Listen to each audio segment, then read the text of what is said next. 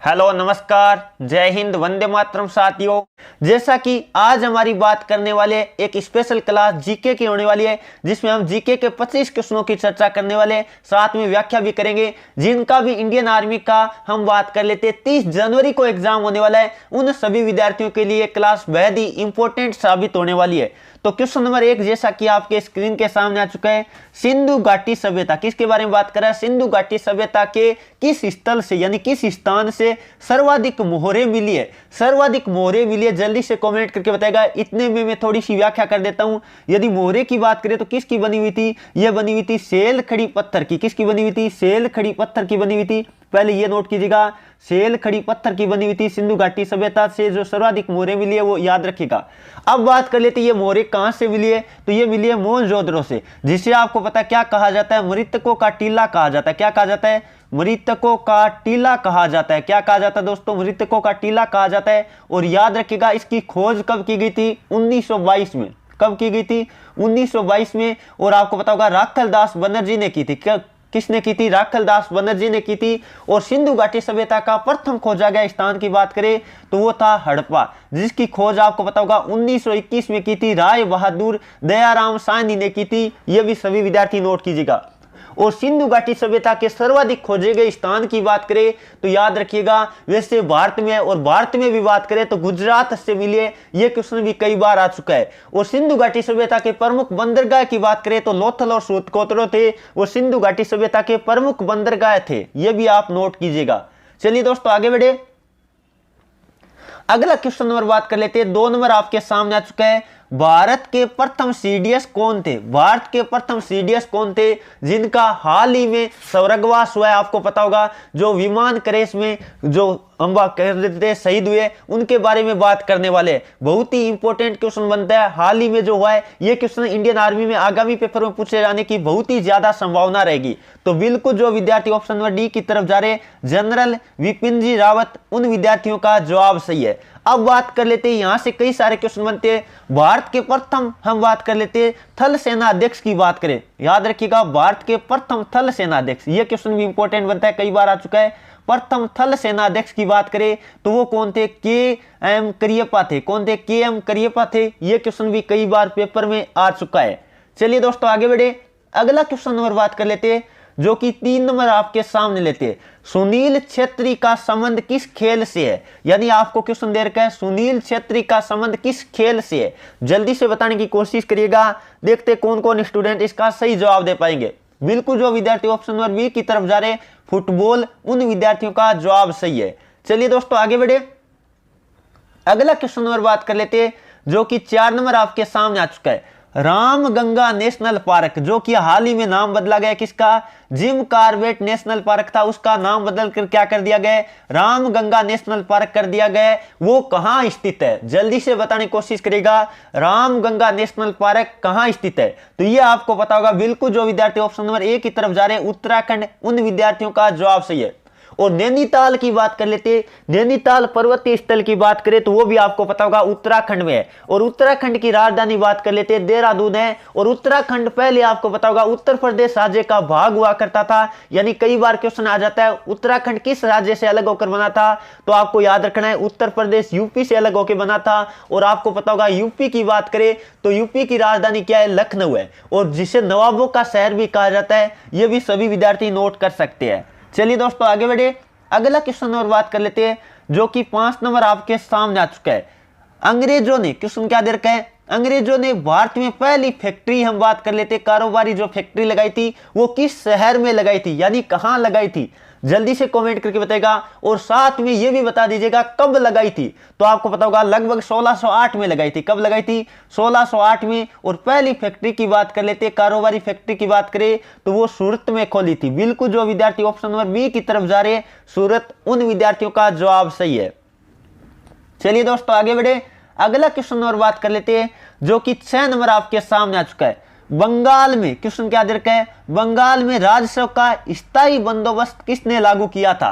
स्थायी बंदोबस्त की बात कर लेते, किसने लागू किया था, तो बिल्कुल जो विद्यार्थी ऑप्शन नंबर किसकी तरफ जा रहे, डी की तरफ जा रहे, लॉर्ड कॉर्नवालिस उन विद्यार्थियों का जवाब सही है। अब यहां से कई सारे इंपॉर्टेंट क्वेश्चन बनते हैं, उनके बारे में बात करेंगे। और ये कब लागू हुआ था, याद रखिएगा 1793 में लागू हुआ था। कब लागू हुआ था, 1793 में लागू हुआ था। यह क्वेश्चन भी कई बार इंडियन आर्मी में पूछा जा चुका है। अब बात कर लेते, यदि मैं बात करूं लॉर्ड कर्जन की बात कर लेते, तो बंगाल विभाजन किसके शासनकाल में हुआ था, तो लॉर्ड कर्जन के शासनकाल में हुआ था। और बंगाल विभाजन कब हुआ था, याद रखिएगा 1905 में हुआ था। बंगाल विभाजन की बात करें तो कब हुआ था, 1905 में हुआ था। यह क्वेश्चन कई बार आ चुका है। और लॉर्ड के काल में आपको पता होगा रेलवे लाइन, यानी हम बात कर लेते हैं मुख्यतः बात करें तो भारत में ट्रेन की शुरुआत किसके शासनकाल में हुई थी, याद रखिएगा लॉर्ड डलहौजी के शासनकाल में हुई थी। चलिए दोस्तों आगे बढ़े, अगला क्वेश्चन नंबर बात कर लेते हैं, जो कि 7 नंबर आपके सामने आ चुका है। भारत में अंग्रेजों का पहला, हम बात कर लेते हैं अंग्रेजी का पहला समाचार पत्र कौन सा था, यानी हम बात कर लेते हैं पहला समाचार पत्र कौन सा था। और ये हम बात करते हैं किसने शुरू किया था। आपको क्वेश्चन पूछा गया कि भारत में सबसे पहले अंग्रेजी समाचार पत्र किसने शुरू किया था। जल्दी से बताने की कोशिश करेगा, देखते भी कौन कौन विद्यार्थी सही जवाब दे पाएंगे। तो आपको पता होगा 1780 में, कब की बात कर लेते हैं, मैं बात कर लेता हूं 1780 में। आपको पता है अंग्रेजी समाचार पत्र की बात करें तो आपको याद रखना है हिक्की बंगाल गजट, लिख लीजिएगा सभी विद्यार्थी, हिक्की बंगाल गजट। यह आपको पता अंग्रेजी का प्रथम समाचार पत्र था, हिक्की बंगाल गजट। और इसकी शुरुआत किसने की थी, आपको यदि ये याद होता ना समाचार पत्र का नाम तो आराम से कर देते, JS स्केस। बिल्कुल जो विद्यार्थी ऑप्शन नंबर सी की तरफ जा रहे उन विद्यार्थियों का जवाब सही है। अब बात कर लेते राजा राममोहन राय ने, आपको पता होगा किसकी समाज की स्थापना की थी, तो राजा राममोहन राय ने ब्रह्म समाज की स्थापना की थी। यह भी सभी विद्यार्थियों को नोट कर लेना है। चलिए दोस्तों आगे बढ़े, अगला क्वेश्चन नंबर बात कर लेते हैं। 8 नंबर आपके सामने आ चुका है, भारत सरकार अधिनियम 1919 किसकी बात करें, भारत सरकार अधिनियम 1919 की बात करें, किस और अन्य नाम से जाना जाता है, किस और अन्य नाम से जाना जाता है, जल्दी से बताने की कोशिश करेगा। तो 1919 वाला जो आपको पता है, जिसे हम रोलेट एक्ट भी कहते हैं, क्या कहते हैं, रोलेट एक्ट भी कहते हैं, याद रखिएगा रोलेट एक्ट कह दो। यदि बात करें रोलेट एक्ट, ये भी कह सकते हैं आप। अब बात कर लेते, यदि मैं बात करूं यहां से इंपॉर्टेंट बनता है, इसका दूसरा नाम क्या था, तो बिल्कुल जो विद्यार्थी ऑप्शन नंबर बी की तरफ जा रहे मार्टिन्ग्यू चेम्सफोर्ड अधिनियम। बिल्कुल उन विद्यार्थियों का जवाब सही है। बिल्कुल क्या आपका जवाब होगा, मार्टिन्ग्यू चेम्सफोर्ड जो सुधार था या अधिनियम था उसे कहते हैं। तो बिल्कुल ऑप्शन नंबर आपका क्या राइट होगा, बी राइट होगा। अब बात कर लेते मार्ली मिंटो सुधार, इसकी बात करें तो यह कब हुआ था, 1919। कब हुआ था, 1919 हुआ था। यह भी सभी विद्यार्थी 1909 हुआ था। इंपॉर्टेंट क्वेश्चन है, कई बार पेपरों में पूछा गया है। अब बात कर लेते, यदि मैं बात करूं रेगुलेटिंग एक्ट की, जो आपको पता है इंडियन आर्मी का सबसे फेवरेट क्वेश्चन बनता है, 1773 में हुआ था। कब हुआ था, 1773। यह भी सभी विद्यार्थियों को क्या कर लेना है, नोट कर लेना है। चलिए दोस्तों आगे बढ़े, अगला क्वेश्चन नंबर बात कर लेते, जो कि 9 नंबर आपके सामने आ चुका है। भारतीय राष्ट्रीय कांग्रेस का जनक किसे कहा जाता है, इंडियन हम बात कर लेते हैं जो कांग्रेस है उसका जनक किसे कहा जाता है, यानी भारतीय राष्ट्रीय कांग्रेस की स्थापना किसने की थी। आपको पूछ रहा है स्थापना, तो जल्दी से बताएगा स्थापना किसने की थी, यानी जनक किसे कहा जाता है। पहले बात कर लेते स्थापना कब हुई थी, 1885 में हुई थी। और आपको पता होगा किसने किया था, एक अंग्रेज था। कौन था अंग्रेज, A.O. ह्यूम था। बिल्कुल जो विद्यार्थी ऑप्शन नंबर बी की तरफ जा रहे A.O. ह्यूम, उन विद्यार्थियों का जवाब सही है। A.O. ह्यूम तथा दादा भाई नारोजी के नेतृत्व में आपको पता है भारतीय राष्ट्रीय कांग्रेस की स्थापना हुई थी। और भारतीय राष्ट्रीय कांग्रेस के प्रथम अध्यक्ष की बात करें, याद रखिएगा भारतीय राष्ट्रीय कांग्रेस के प्रथम अध्यक्ष की बात करें तो W.C. बनर्जी थे। और महिला अध्यक्ष की बात करें तो एनी बेसेंट थी। और प्रथम भारतीय महिला अध्यक्ष की बात करें तो सरोजिनी नायडू थी। यह भी सभी विद्यार्थियों को नोट कर लेना है, सारे के सारे पेपर में पूछे गए क्वेश्चन है।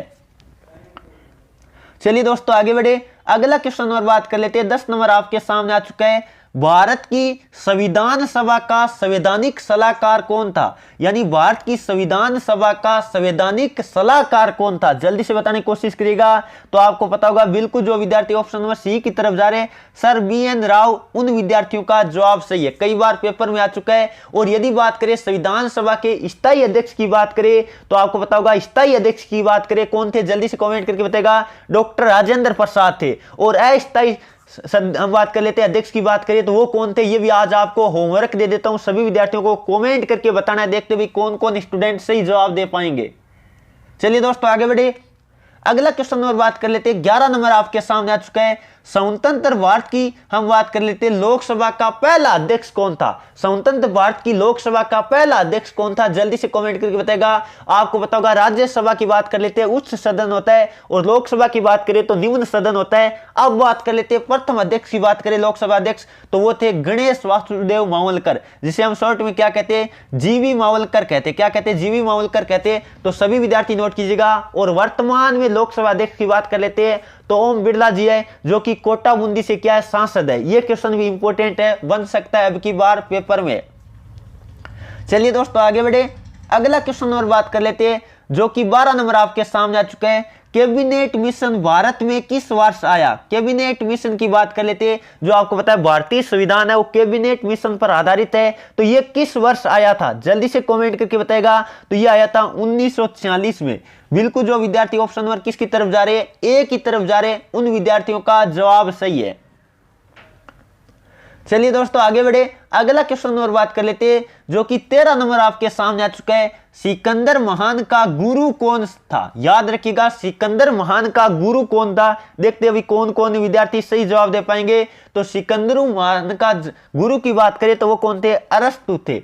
बिल्कुल जो विद्यार्थी ऑप्शन नंबर बी की तरफ जा रहे हैं उनका जवाब सही है। और अरस्तु के गुरु की बात करें तो कौन थे? प्लेटो थे। और प्लेटो के गुरु की बात करें तो कौन थे? सुकरात थे। यह विद्यार्थियों को नोट कर लेना है, सबको याद रखिएगा। फिर बता देता हूं दोबारा, सिकंदर के गुरु अरस्तु थे, और अरस्तु के गुरु प्लेटो थे, और प्लेटो के गुरु कौन थे? सुकरात थे। ये तीनों के चारों इंपॉर्टेंट क्वेश्चन बनते हैं, तो सभी विद्यार्थी नोट करके रखिएगा। चलिए दोस्तों आगे बढ़े, अगला क्वेश्चन और बात कर लेते हैं। 14 नंबर आपके सामने आ चुका है। संसद के 2 सदनों के मध्य अधिकतम कितना समय होता है? यानी हम बात कर लेते हैं संसद के 2 सदनों के बीच अधिकतम कितना समय हो सकता है? जल्दी से कमेंट करके बताएगा। 2 सदनों के बीच अधिकतम कितना समय हो सकता है? तो 6 मास का समय होता है, 6 माह का समय हो सकता है। यह सभी विद्यार्थियों को नोट कर लेना है। चलिए दोस्तों अगला क्वेश्चन और बात कर लेते हैं। 15 नंबर आपके सामने आ चुका है। शिक्षा का विषय, यानी शिक्षा किस विषय के अंतर्गत आता है?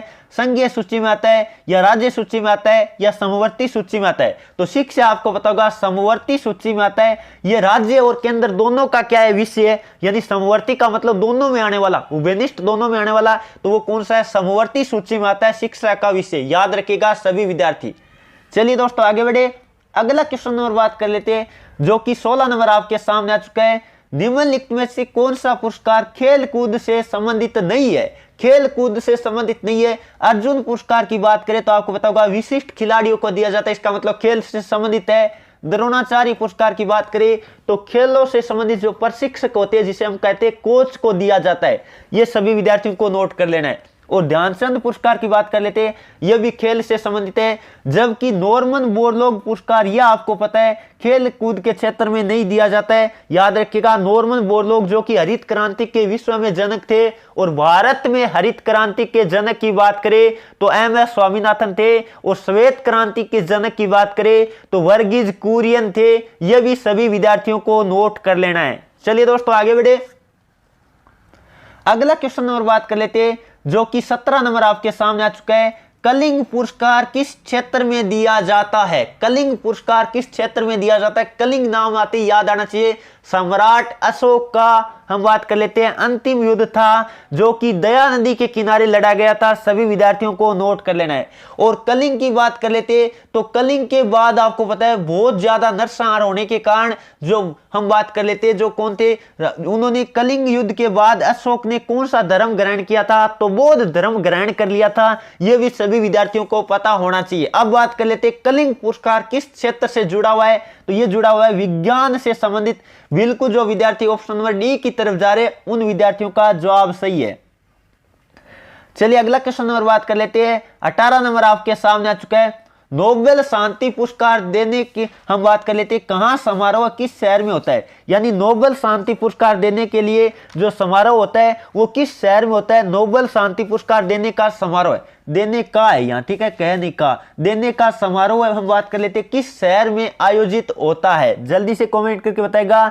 तो इस नोबेल शांति के अलावा आपको पता है सारे के सारे पुरस्कार कहां दिए जाते हैं? स्वीडन में दिए जाते हैं। कहां दिए जाते हैं? स्वीडन में दिए जाते हैं। जबकि शांति का नोबेल पुरस्कार है वो आपको पता होगा ओस्लो में दिया जाता है। कहां दिया जाता है? ओस्लो में दिया जाता है। बिल्कुल जो विद्यार्थी ऑप्शन नंबर बी की तरफ जा रहे हैं उन विद्यार्थियों का जवाब सही है। जेनेवा की बात कर लेते हैं तो WHO का मुख्यालय, विश्व स्वास्थ्य संगठन का मुख्यालय कहां है? जेनेवा में। यह भी सभी विद्यार्थियों को नोट कर लेना है।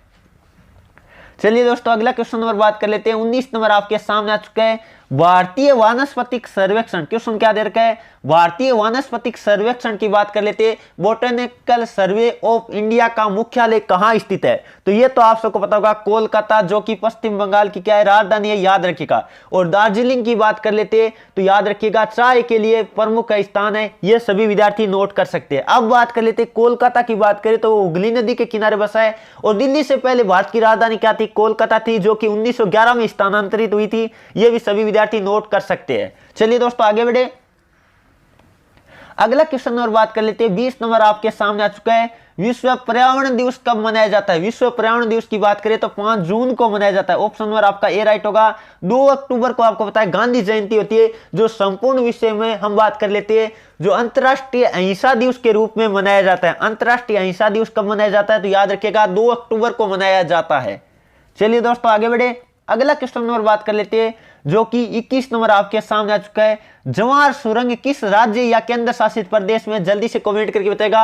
और जितने भी विद्यार्थी हमारे साथ लाइव, एक बार सभी विद्यार्थियों से मैं आग्रह करना चाहूंगा, क्लास यदि आपको अच्छी लग रही है तो क्लास को लाइक कीजिए, अपने दोस्तों में शेयर कीजिए। और जो स्टूडेंट पहली बार चैनल पे है, चैनल को सब्सक्राइब करके बेल आइकन ऑन कर लो, ताकि जब भी हम लाइव क्लास ले आपके पास नोटिफिकेशन आ जाए और शानदार तरीके से आपकी क्लासेज लग पाए। और आपको पता है जिनका भी 30 जनवरी को पेपर है उनकी हम रेगुलर व्यवस्थित क्लासेस शुरू कर देंगे। अंतिम में आपको पता है हमारा जो संघर्ष जारी रहता है, अंतिम में जाकर जो मैराथन क्लासेस लगती है वो भी लगेगी। टेंशन नहीं लेना है, क्योंकि कुछ दिनों से मैं थोड़ा सा आपको पता है कुछ आपके लिए नया करने की कोशिश में है, इसीलिए थोड़ा सा आपको पता है कुछ दिनों से क्लास नहीं हो पा रही थी। उसका भी आपको जल्द सरप्राइज देखने को मिलेगा, तो टेंशन मत कीजिएगा, आप तैयारी में रेगुलर लगे रहेगा। तो क्वेश्चन नंबर बात कर लेते हैं। 21 क्या देर का है? जवार सुरंग किस राज्य या केंद्र शासित प्रदेश में है? तो ये आपको पता होगा जम्मू कश्मीर में है। बिल्कुल जो विद्यार्थी ऑप्शन नंबर बी की तरफ जा रहे हैं उन विद्यार्थियों का जवाब सही है। और 30 जनवरी का लगभग पेपर 100% है, यानी 100 से ज्यादा ही प्रतिशत संभावना है 30 जनवरी को होने की। तो अपनी तैयारी को बेहतरीन करते रहिएगा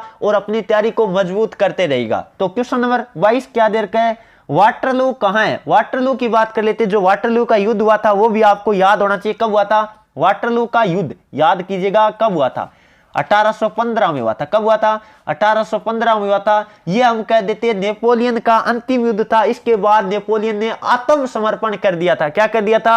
आत्मसमर्पण कर दिया था। अब बात कर लेते हैं ये कहां है? तो ये आपको पता होगा बेल्जियम में। बिल्कुल जो विद्यार्थी ऑप्शन नंबर डी की तरफ जा रहे उन विद्यार्थियों का जवाब सही है। और भारत का नेपोलियन किसे कहा जाता है? याद कीजिएगा, भारत का नेपोलियन किसे कहा जाता है? समुद्रगुप्त को कहा जाता है, जो वीणा वादक के क्या थे? शौकीन थे। बिल्कुल। चलिए दोस्तों आगे बढ़े। अगला क्वेश्चन नंबर बात कर लेते हैं जो कि 23 नंबर आपके सामने आ चुका है। Lady with the lamp, lady with the lamp किसे कहा जाता है? तो ये आपको पता होगा फ्लोरेंस नाइटिंगेल को कहा जाता है। लेडी विद द लैंप किसे कहा जाता है? फ्लोरेंस नाइटिंगेल को कहा जाता है। सरोजिनी नायडू को आपको पता होगा क्या कहा जाता है? भारत को किला यानी नाइटिंगेल ऑफ इंडिया कहा जाता है। यह भी याद रखिएगा। चलिए दोस्तों आगे बढ़े। अगला क्वेश्चन नंबर बात कर लेते हैं जो कि 24 नंबर आपके सामने आ चुका है। क्वेश्चन क्या दे रखा है? सबसे तेज नाम पंक्ति के साथ प्रसारण कौन सा टीवी चैनल करता है? तो ये आपको पता होगा आज तक करता है। बिल्कुल जो विद्यार्थी ऑप्शन नंबर डी की तरफ जा रहे हैं उन विद्यार्थियों का जवाब सही है। बहुत ही शानदार क्वेश्चन था। और यदि मैं बात करूं जी न्यूज की बात करें तो आपको पता होगा डीएनए का प्रसारण कौन करता है? डीएनए का प्रसारण कौन करता है? तो याद रखिएगा ये करता है जी न्यूज। इंपॉर्टेंट क्वेश्चन बनता है। और आज तक है वो सबसे तेज पंक्ति के साथ क्या करता है? प्रसारण करता है। और डीएनए का प्रसारण आपको पता है सुधीर चौधरी द्वारा किया जाता है। चलिए दोस्तों आगे बढ़े। अगला क्वेश्चन नंबर बात कर लेते हैं जो कि 25 नंबर आपके सामने आ चुका है। क्वेश्चन दे रखा है ताशकंद शहर कहां स्थित है? ताशकंद शहर की बात कर लेते हैं, कहां स्थित है? जल्दी से कमेंट करके बताएगा। तो बिल्कुल जो विद्यार्थी ऑप्शन नंबर ए की तरफ जा रहे हैं उन विद्यार्थियों का जवाब सही है। और ताशकंद का समझौता कब हुआ था? समझौता कब हुआ था? जल्दी से कमेंट करके बताएगा। यह आपका आज का रहेगा होमवर्क। और ये थी दोस्तों आज की क्लास। कैसी लगी सभी विद्यार्थी कमेंट करके जरूर बताएगा। उम्मीद करता हूं आज का सेशन आपको पसंद आया, तो अपने दोस्तों में जरूर शेयर कीजिएगा। जो विद्यार्थी पहली बार चैनल पे है, चैनल को सब्सक्राइब करके बेल आइकन ऑन कर लो ताकि इंडियन आर्मी की बेहतरीन तैयारी हमारे साथ जुड़कर आप कर सकते हैं। चलिए आज के सेशन को मैं यहीं समाप्त करता हूं। Thank you for watching. जय हिंद, जय भारत।